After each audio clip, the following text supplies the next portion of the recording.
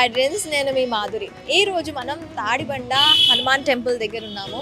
దాదాపు 150 సంవత్సరాల చరిత్ర గల ఈ టెంపుల్లో ఎలాంటి కైంకర్యాలు జరుగుతూ ఉంటాయి, స్వామివారికి ఎలాంటి ప్రత్యేక పూజలు జరుగుతూ ఉంటాయి, ఇవన్నీ డీటెయిల్గా తెలుసుకుందాం పదండి.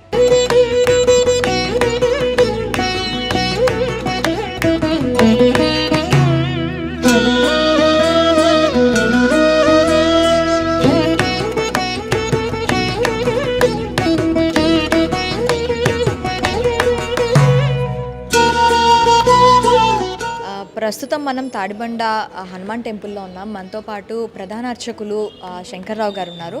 ఆయన్ని అడిగి ఇక్కడ అసలు టెంపుల్ హిస్టరీ ఏంటి, టెంపుల్ ఎప్పుడు ఇక్కడ ఇదైంది, ఎప్పుడు దీన్ని గుర్తించారు, ఇది డెవలప్మెంట్ ఎలాంటి ఉన్నాయి, ఇంకా ఇక్కడ ఎలాంటి కైంకర్యాలు జరుగుతాయి, స్వామివారికి ప్రత్యేక పూజలు ఎలాంటివి ఉంటాయి, ఇవన్నీ కూడా అడిగి తెలుసుకుందాం. నమస్తే అండి.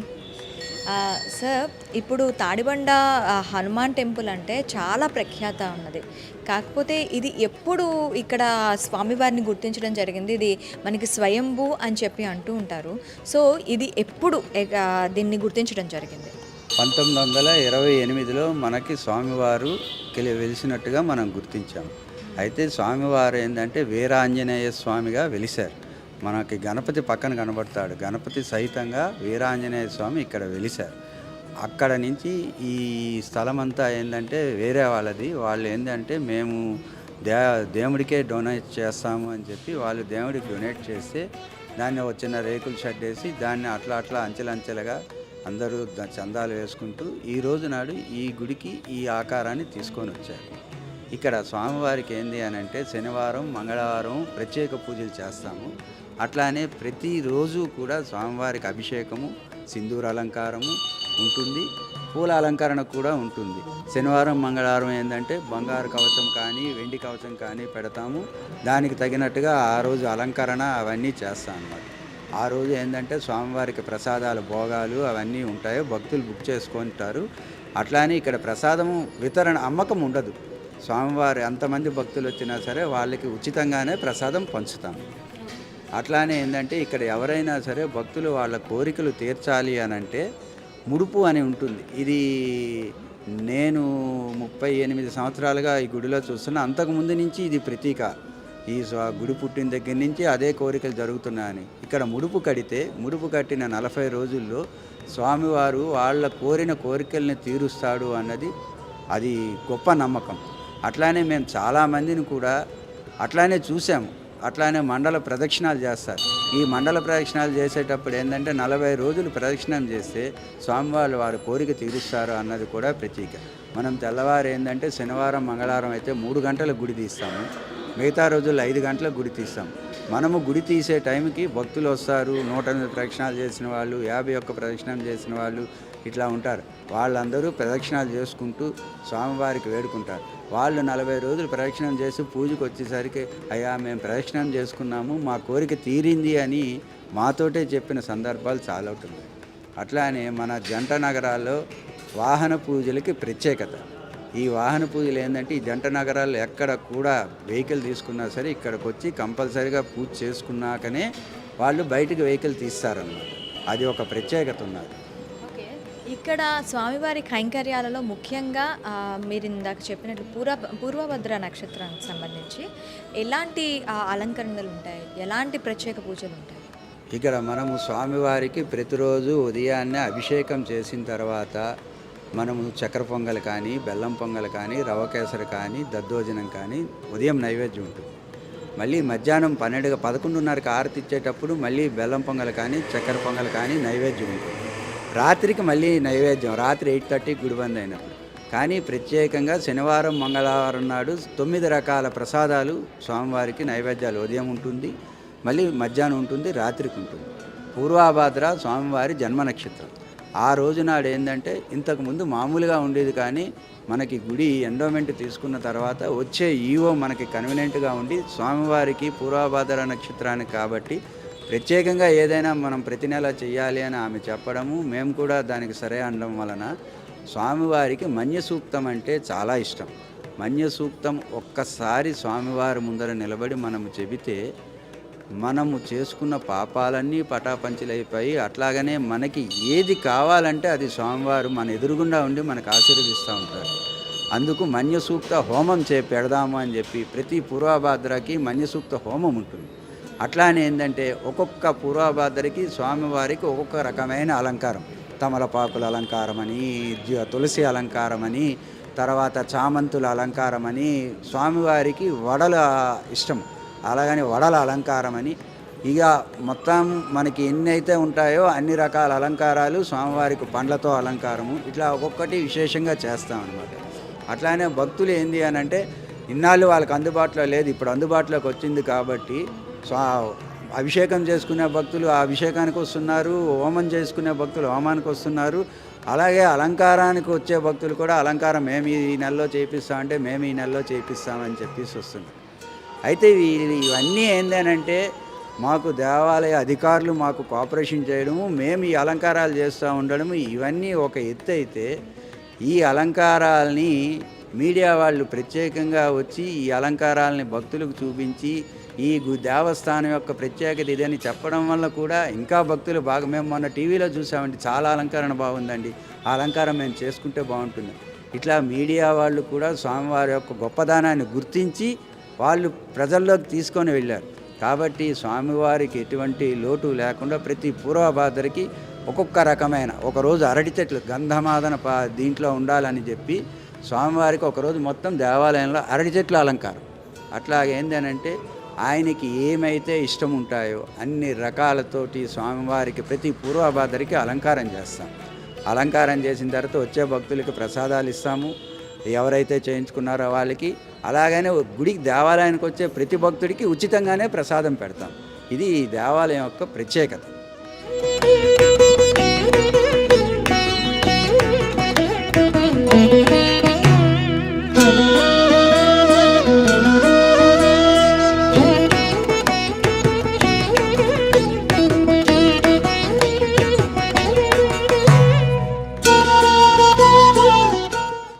మనకి చుట్టూరుతా కూడాను పెయింటింగ్స్ ఉన్నాయి. ఈ పెయింటింగ్స్ వెనకాతల కూడాను ఒక ఇది కథ స్టోరీ దాగి ఉందని చెప్తూ ఉన్నారు.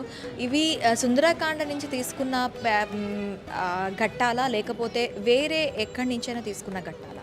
స్వామివారు జీవిత చరిత్ర అంటే జనరల్గా మనం ఆంజనేయ స్వామి అంటే రామాయణం అనుకుంటాం. ఎందుకంటే రాముడికి ఆంజనేయ స్వామికి ఉన్న అవినాభావ సంబంధం వల్ల ఏంటంటే ఆంజనేయ స్వామి రామాయణం అంటాం.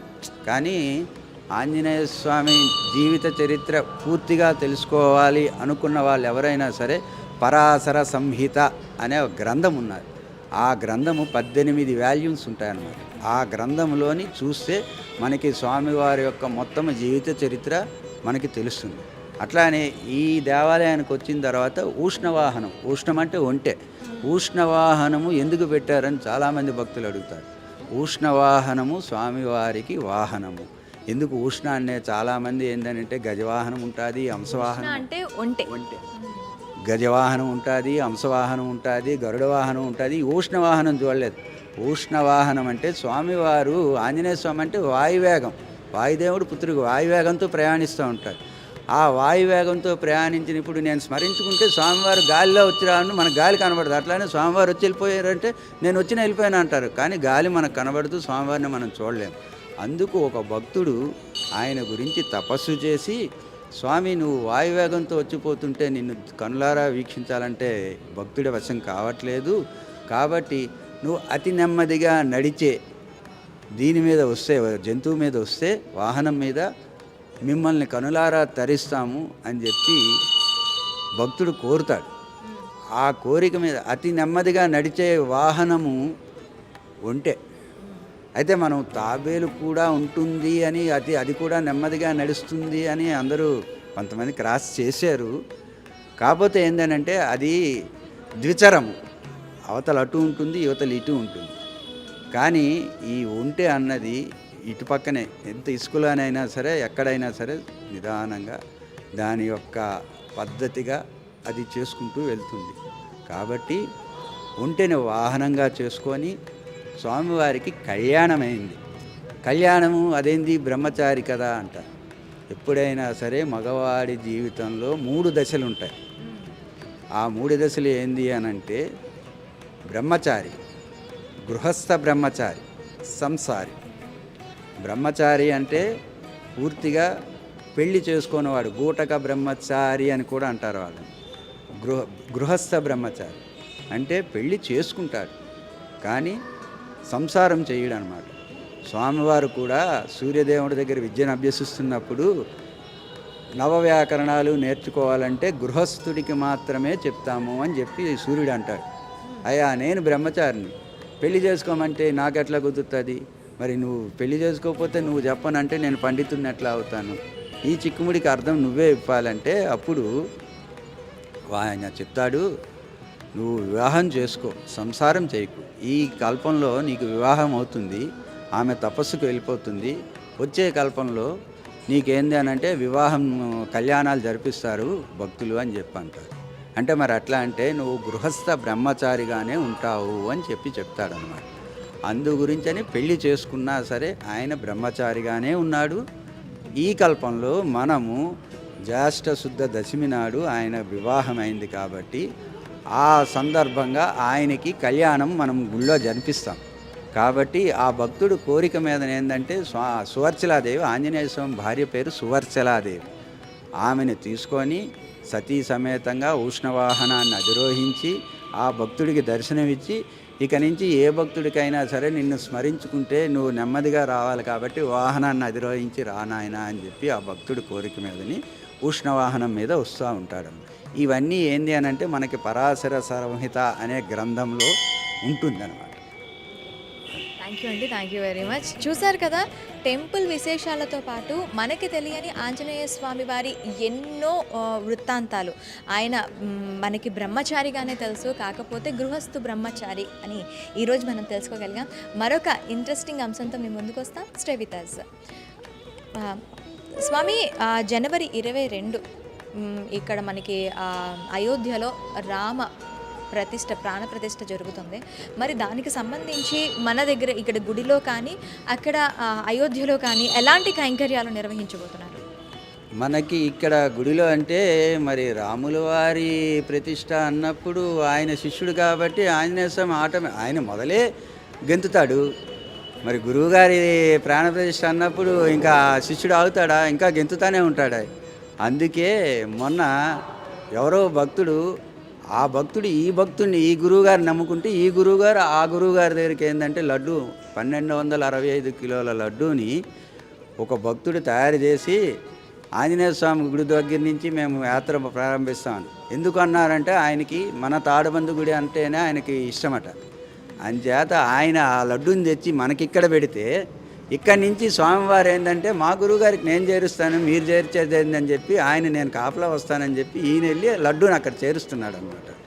అంచేత ఏంది అని అంటే రకరకాల మంది భక్తులు, అది ఏమైనా చిన్న కార్యక్రమం కాదు కాబట్టి ఎవరికి తోచిన విధంగా వాళ్ళు తీసుకొని వెళ్తున్నారు, ఎవరు ఉడతా భక్తిగా వాళ్ళు చేస్తున్నారు. అయితే ఆ కార్యక్రమంలోని మా స్వామివారు మాకు ఆదేశించింది ఏంది అని అంటే మనందరం అనుకుంటాం మేము చేస్తూనే ఉంటాం, మనం చేయట్లేదు. ఆయన స్వామివారు మాకు ఇచ్చింది ఏంది అని అంటే, బాబు మా గురువుగారి ప్రాణప్రతిష్ఠ జరుగుతుంది, మన గుళ్ళో కూడా ఏదైనా చేయాలి కాబట్టి కార్యక్రమాలు పెట్టండి, ఏదైనా చేద్దాము అని మా గురువుగారు మాకు చెప్తున్నారంటే ఆయన డైరెక్ట్గా వచ్చి చెప్పరు, ఎవరి ద్వారా ఆదేశం వస్తుంది. మాకు ఆదేశాన్ని అనుసరించి ఆ రోజు ఏంటంటే ఉదయం ఈయనకి ఇష్టమైన మణిసూక్తంతో అభిషేకం, ఈయనకి బలం రావాలి కదా, మళ్ళీ గురువుగారి కార్యక్రమంలో డ్యాన్స్ చేయాలంటే ఈయనకి బలం రావాలి కాబట్టి ఈయనకి మణిసూక్తంతో అభిషేకం చేసి, అట్లానే ఏంటంటే రామనామ సంకీర్తన చేసి అభిషేకం అవగానే రామనామ సంకీర్తన పెట్టి, అట్లానే వాళ్ళ గురువుగారికి ఇష్టమైన తులసి దళాలతో ఈయనకి అర్చన చేసి, అట్లానే సాయంత్రం ఏంది అని అంటే సుందరాకాండ సహితంగా రామనామ సంకీర్తన అని ఒక కార్యక్రమం పెట్టి, ఆ కార్యక్రమాన్ని కూడా స్వామి భక్తులందరికీ వీణులుగా వినిపించాలని మేము ఆ రకంగా ఇక్కడ కార్యక్రమాలు పెట్టాం. అయితే జనరల్గా మా టైమింగ్స్ ఏంటంటే ఉదయం 5 గంటల నుంచి 11:30, సాయంత్రం 4:30 నుంచి 4 గంటల నుంచి రాత్రి 8:30కి మేము బంద్ చేస్తాం. కానీ వీళ్ళ గురువుగారు ప్రతిష్ట మాకు ఈయన గురువుగారు కాబట్టి ఈయన సంతోషంగా ఉండడానికి ఆ రోజు భక్తులకు కూడా దర్శనం చేసుకోవడానికి అవకాశం ఇవ్వాలని ఆ రోజు మొత్తంగా గుడిని తీసిపెట్టి ఉంచి ఆ గురువుగారి తాలూకా ప్రోగ్రామ్ని లైవ్ పెట్టించడానికని ఇక్కడ పెద్ద స్క్రీన్ ఏర్పాటు చేసి ఆ స్క్రీన్ ద్వారా మన గుడికి వచ్చే భక్తులు, అక్కడికి వెళ్ళలేని వాళ్ళు ఇక్కడికి వచ్చి దర్శించుకునే వాళ్ళు చాలామంది ఉంటారు కాబట్టి ఈ స్క్రీన్ ద్వారా వాళ్ళు కూడా దర్శించుకోవాలని చెప్పి కోరిక మీదని స్క్రీన్ పెట్టించి భక్తులందరికీ దర్శన కార్యక్రమాన్ని ఏర్పాటు చేసి అట్లానే మన గుడిలో మనము ఉడతాభక్తిగా మనం ఇవన్నీ చేస్తూ ఉన్నాం అన్నమాట.